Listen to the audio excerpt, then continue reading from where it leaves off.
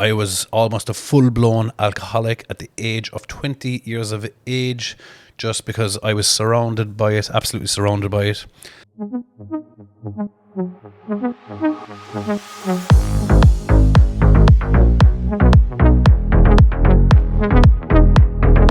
So guys, I'm going to touch on it because I saw on my Instagram today about Men's Mental Health Awareness Month, which happens to be last month, from May 1st to May 31st, and I'm going to touch a little bit about it today because I should, and I was asked to, and I don't really want to, because it's very cliche to be saying, oh, Mental Health Awareness Month and all this shit, and it is a bit cliche to jump on it, but I'm going to jump on it because I was asked to, and I saw this reel today. And apparently there's a lot of these reels going around of women mocking Men's Mental Health Awareness Month, which is absolute, the lowest form. Like, imagine that's, oh, do you know what I'm going to do today? You know what I'm going to do today? I'm going to take the piss out of men who killed themselves. I mean, is there anything lower than that? Is there anything lower? Imagine that's your content. That's your content. Some of the statistics for men's mental health is very sad and worrying. 80% of all suicides are men. And you know what that comes down to is because men don't talk. Men just don't talk. And I'm guilty of it myself. If I have a shit day, I tend to, I'm going to be honest, I tend to not talk to anyone. I would close myself off from everyone because it puts me in a bit of a fucking mood and I'm a bit of a dickhead to be around, you know? So when I'm down or I feel like that, I will just go and do what makes me happy and understand, that it doesn't last. It never lasts. And do you know what? And in Ireland, I do feel like the weather, even though I know I go on about it a lot, the weather has so much to do with the mental health here in Ireland. It definitely does not help. I was thinking there about 2 weeks ago, right? I think it was 2 weeks ago. And I was thinking to myself, and I was down. I was after getting out of my Jeep and I was walking down the road and I was down and I realised I was down and I was thinking to myself, why am I fucking down? Because in the grand scheme of things, I am very rich, and I don't mean money-wise. I mean rich. I have beautiful kids. I have a wonderful partner. I have a house. I have a Jeep. I don't owe anyone money. I have all these things, and I was still feeling down and being a bit of a cunt. And then I was thinking to myself, and it was raining at the time, and I was thinking, I wonder if the sun was shining, would it better my mood for a minute? So I closed my eyes and imagined the sun was shining, and it would have. It genuinely would have. I know a lot of people that listen to this will probably think that I'm talking utter bollocks, right? Because especially people that don't get a lot of rain or misery falling from the sky. But not with me, it has a fucking huge effect on me because it just fucking puts me in a mood because I like getting up in the morning and going for a walk. But if I open up the curtains at 7 or 8 a.m. in the morning and I see rain, it's like, oh, for fuck's sake, locked in again for the day. And another reason why it really gets to me is because if it's raining outside, right? Because Freddie is my 5-year-old and he doesn't go to school Monday or Saturday or Sunday, obviously. And if it's raining outside, it just means because, he's high alert, he's always wants to do something. And I do a lot of painting and drawing and arts and crafts with him. And we make loads of stuff. And I just feel like if it wasn't raining outside, we could be outside fucking climbing trees or walking or going to the playground or going somewhere.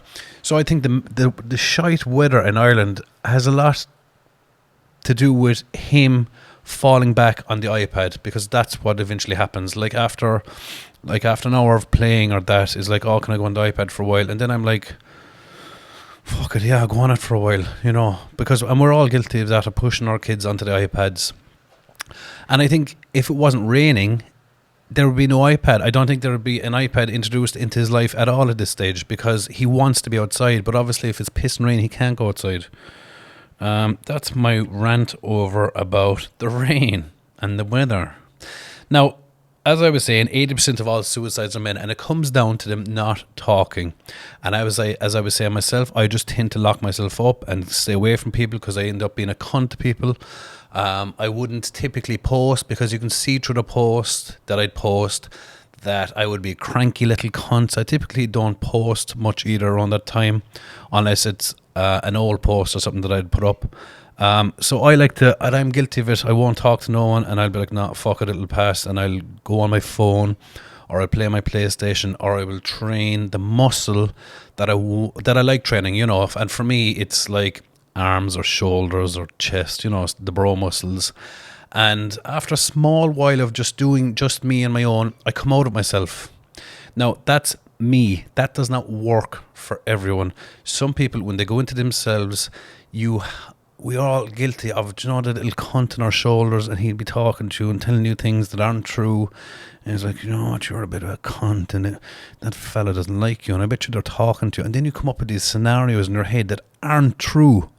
I remember reading somewhere that 90% of the bad scenarios in our head never unfold, never come true. And that was a big thing for me. And if you put that into your everyday life, you'll believe how true it is. Like, think about the stuff you've been worrying all along. Obviously, like, as I said, 90% of the time, 10% of the time, they do come true, and you're like, oh, this came true. This is amazing. But 90% of the time, it's absolute bollocks, fucking stupid thoughts in your head that this little cunt in your shoulder put into your head.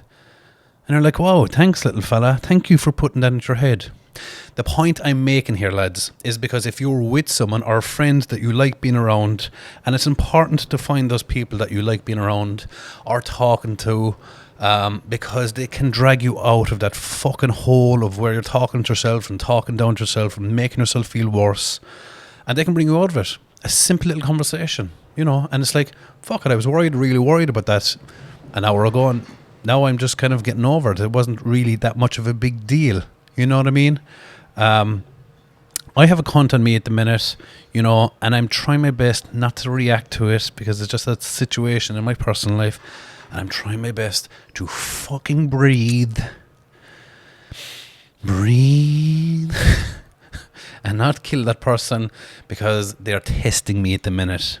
And I'm being just honest here. They're testing me, and I'm trying my best, and it's working, you know, because in the way you look at it, a lot of these problems, will it affect me in 5 years' time? And no, this fucking problem will not have any effect on me in 5 years' time. It's bollocks. It's that little cunt on my shoulder talking shit into my ear again. And sometimes, lads, you have to realise, right, that it's that little cunt that's putting these thoughts in your head, and they sometimes then they get behind the wheel and they make you do the stupid shit. Do you know what I mean? They will make you do the stupid shit, and that's when it is danger zone. That's when you start to feel like doing stupid shit. I've had a couple of friends who have killed themselves, and that's because that little cunt got behind the wheel for a couple of minutes and he said, you know what we'll do? We will fucking kill ourselves. And that fucking happens far too often, lads. Far too often. Happened to a really close friend of mine last year, a fella that I grew up with. And he decided to take his own life last year, which was very, very sad. Not nice. And, you know, and like, it's just a thing that we all end up having to go through at some stage, because it's so prevalent in life that people do these silly things and it's sad that they can't see any way out of the situation, that's the only option they have, is to be fucking swinging from something. And it must be absolutely horrible to think that is the only reasonable option. It's so sad. Anyway, getting back to our facts. 80% of suicides are men, because we don't fucking talk, which leads on to the next one, that less than 1 in 5 men actually talk to people, will butter up, will hide it, will not talk to people, and they'll say, you know what, it'll fucking go away, which is what I do, and I know I said I'm guilty of it, but I can pull myself out of it. I'm 39 years of age, I've been doing it a while now, it works.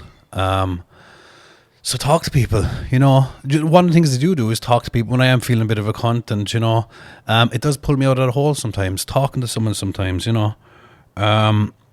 Suicides take more men's lives than war, murder, and natural disasters, which is crazy. That's so many lives. Anyway, so I came across this reel online, and I'm just going to play it here quickly. So it says, me when it's time to take a moment of silence for men's mental health. And it's this lady, and she's dancing around celebrating. This is a lady who suffers with her mental health. And it's clear, like, how could a sane person that doesn't suffer with some sort of mental illness make a video like that, mocking, I think it's 125 men per day, every single day of the week, kill themselves, and it's a shocking number.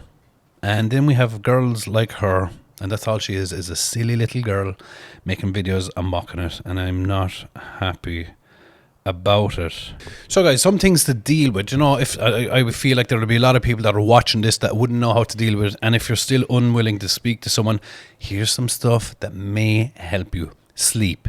Try to focus. Try to keep a consistent sleep schedule. Wake up the same time, bed each time, and that's a massive one for me, because if it's a day where I sleep in a little bit, I try to get up every day at 7 o'clock in the morning for my first meal and a walk, providing it's not fucking raining. And I will go, and if it's a thing I sleep in until 9 or 10 o'clock, I will feel like a cunt for the rest of the day. I'll be kind of giving out to myself, saying, oh, you should have got up earlier, you're not getting your meals, and you know. And I find just when I stick to routine of sleep, it does help massively. Exercise, and it's one of my main tips, getting exercise, because even outside of the exercise part, you're going to meet someone in the gym that you're going to end up talking to, and that alone can just be enough to bring you out of that fucking shitty little hole. And exercise doesn't have to end up in the gym. It can be a class, it can be fucking golfing, it can be swimming, it can be just going out on the road and running, you know. But typically I do find if you find a little gym and there's a good group of people there, and generally gyms do tend to have good groups of people there, and just get into a little group with your friends and meet new people there. I promise you, I know gyms are scary, but they tend to be some of the best places you'll ever end up inside, and I am so grateful I joined the gym when I was 21 years of age. Very grateful that I have joined the gym. I was almost a full-blown alcoholic at the age of 20 years of age, just because I was surrounded by it, absolutely surrounded by it. And I said, you know what, because I was young and foolish, like, oh yeah, it's a bit of crack, you know, cracking cans and drinking like an absolute cunt, and drinking every day. And I got to the point where I was drinking 7 days a week, in the morning, mid-noon, nighttime, and I switched myself around because my girlfriend at the time got pregnant. And I said, do I really want this for my own child? And the answer was no. And I was interested slightly in the gym. Not that I was interested in the gym, but I used to watch wrestling when I was younger, the WWE, and I used to see people like Batista and, you know, those old school wrestlers, and I was like, fuck, I'd love to look like that cunt. Because to me, he was like, oh, he was fucking the big shoulders, the arms. I was like, oh man, you know, and I had a secret little passion for that. And then I just met this guy in a pub of all places, and I said, you know what? Hello, sir. And I knew him for a bit, kind of barely knew him. And I was like, I need to fucking stop this carry on, and I need to join a gym. And thankful to him, he said, don't talk to me here because you're drunk and you're talking fucking shit. If you're serious about joining the gym, come meet me in the gym Monday morning, 7 a.m, and I will see you there. And I said, you know what? I will. And I did. And I look at me now. It stopped the alcohol, and what it ended up doing for me was I started switching one addiction for another. So I got addicted to the gym, and I can tell you it's a lot healthier than drinking cider. Nutrition is a big thing for me, because if I start missing meals, and I suppose it's different for me because I don't know, if you want to call me a fucking athlete, you can. But I tend to call myself an athlete. And if I don't follow my meal plan, I'm thinking, oh, I'm going to lose muscle mass and I'm going to feel like a shit. And then, you know, it's absolute nonsense. It's that fuck on the shoulder talking again. And I tend to just, when I do eat better, it does favour my mood. Eating junk food eating shit food will make you feel like shit. I genuinely think you are what you eat. And the better the food you eat, it does have a better, it does have a massive improvement in your mental state. I find if I miss my breakfast and I'm only eating shit and potatoes and all that nonsense, I haven't now for a long time. I'm on a diet, I'm suffering. But you know what? I'm kind of starting to like the suffering element to dieting, because I like a bit of hardship. You know, hardship will keep you on the straight and narrow. So you should introduce a bit of hardship into your diet, you know, restrict sugar. Sugar makes your knees sore. I've always said that. Sugar will make those fucking knees sore. And the last one on this list, and I'm going to touch on, and then I'm going to leave it at that, lads, because I'm not a fucking professional. I shouldn't be given mental health advice because I'm not equipped. I'm not that smart. I didn't go to school. I didn't like school. I'm smart when it comes to some things. I'm just giving you my own experiences here and what has helped me.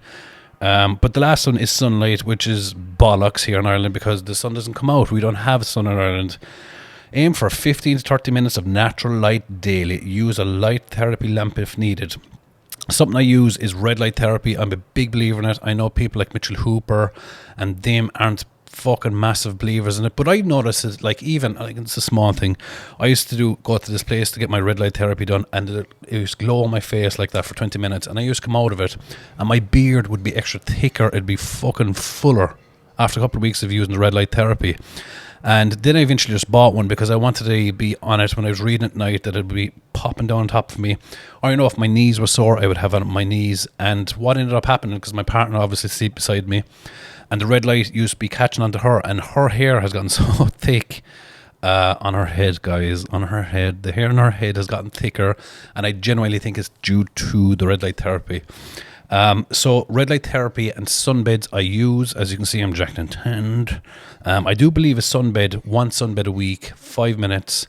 Obviously it depends, because some fucking sunbeds will burn the hole out of you. 5 minutes. I'm not using it to get brown. I'm literally using it as just some rays, and there is some science to a sunbed helping your mental state, and I don't know, it helps me. Is not half the fucking battle. Even if there's no science behind what helps you, who gives a fuck? Do you know what I mean? If it works.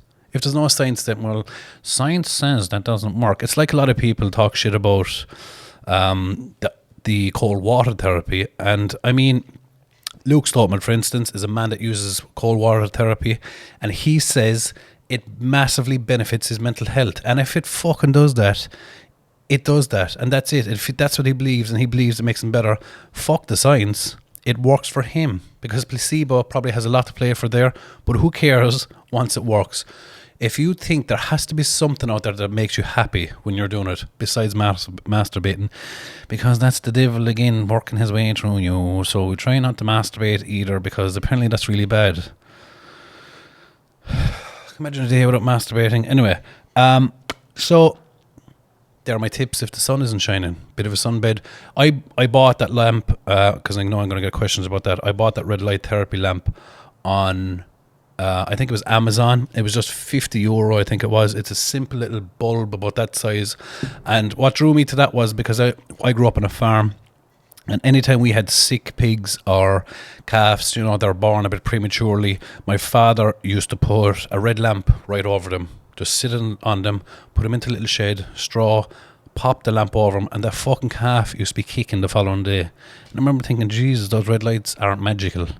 So I got myself one, and I feel a bit magical myself. Anyway, guys, I hope if I only help one person today come out of their fucking hole, that has been the aim of today's video. Let me know in the comment section your struggles. I will read them all. I have been getting them all day. I've been getting very worrying ones, to be honest, emailed to me, and just going through them, you know, and I'll try answer everyone. I will read everything. So yeah, I hope you're all doing okay, guys. Look after each other, because we're only here for a short time. Okay, good day to you.